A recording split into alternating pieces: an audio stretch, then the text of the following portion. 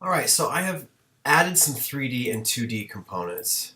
And let's take a look at this. I'm just going to take you on a little quick tour of what makes sense to me to make as a 2D or as a 3D component. So I've just finished dressing up the model, and I'm just going to click from scene to scene. So, of course, we already did the chandelier, and I've already added this mirror. Things like artwork, I'm going to bring those in as JPEGs, and I'm going to maybe add a little 3D frame around them. Definitely stuff like the plants over here. You'll notice that all of this stuff is the 2D face me component, because when I'm looking at my scene one, this stuff is all going to kind of flatten out anyway. And if I'm bringing in 3D, plants, that's going to be totally crazy, and it's just going to be a huge file.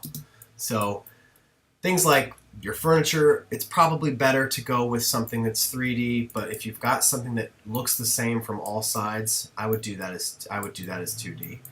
So what I think you should do to finish this up is go ahead and dress the rest of your model with furniture and components that you find. You can make it look however you want. I'm not really concerned with the design, but I do want you to focus on the fact that this is kind of like an interior based assignment. So make sure that you've at least got everything has a material applied to it and everything looks pretty finished.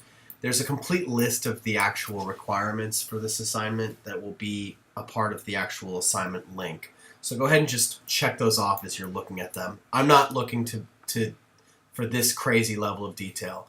I've brought it to this level of detail because I know there's a lot of interior designers in this class, and I know that a lot of you probably want to see how to do some of this stuff.